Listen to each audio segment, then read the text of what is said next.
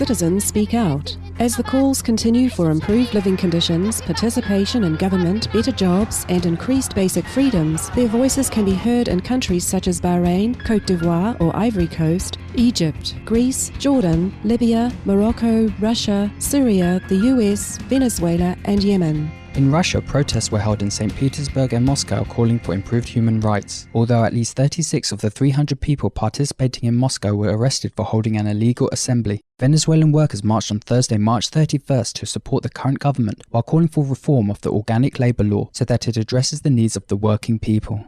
Hong Kong-based Chinese human rights defenders reports that the government of China has arrested 26 reform activists, while 30 others have disappeared, which has had the effect of quelling demonstrations before they even have the chance to be organised or carried out. Government workers and other supporters in the US state of New Hampshire, meanwhile, protested a proposed law that would effectively remove collective bargaining rights for government union workers, while union workers in Ohio are developing a ballot referendum to repeal a similar law signed Thursday by the state governor. New demonstrations were held on Friday in Egypt's Tahrir Square as citizens called for former regime leaders to be held accountable within the country's justice system and for the country's 30-year emergency law to be lifted.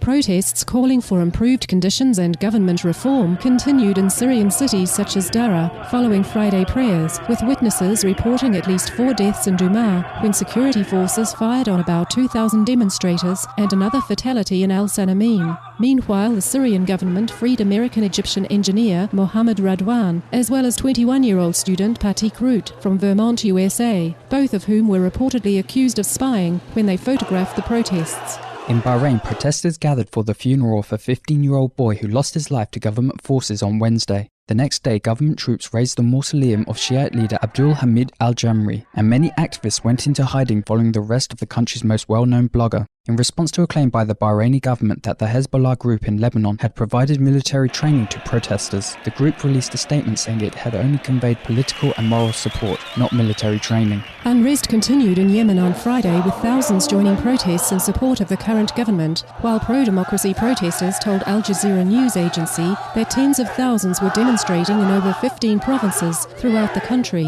all calling for President Ali Abdullah Saleh to not only leave office but to also leave the country.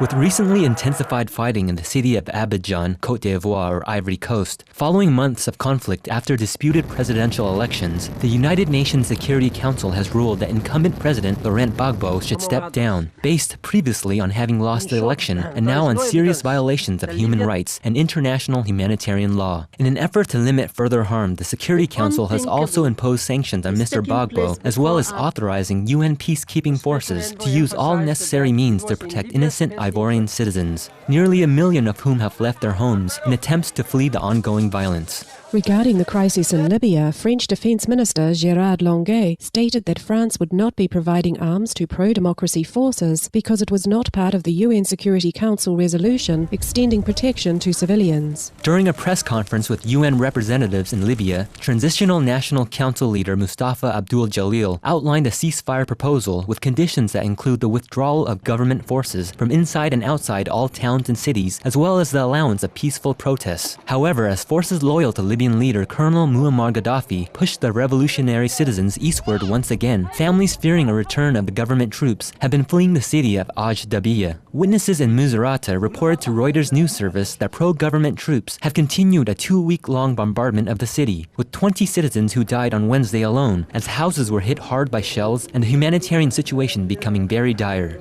Mohammed Ismail, an aide to Colonel Muammar Gaddafi's son, Saif al-Islam, has been visiting London, UK. Although the British Foreign Office has not revealed the nature of talks with Mr. Ismail, they have affirmed a consistent message with all Libyan government contacts in saying that Colonel Gaddafi must go. Meanwhile, Tanzania News, the Citizen Daily, reports that the Libyan leader, along with close family members and aides, departed the country and landed in Tanzania's capital, Dar es Salaam, during the night on Wednesday. We express our sorrow for the lives lost as we pray for an end to the conflict in all nations and that people of every culture and faith may choose to live together in shared freedom, dignity and peace. In sorrowful response to these unfortunate world events, Supreme Master Ching Hai lovingly reminds, if the road is wrong, the more we walk on it, the more we go wrong. Any leaders who committed harm to others should stop at once, sincerely repent to God, and act to redeem their mistaken deeds. Then they will be pardoned, even if humans can't forgive. Heaven will.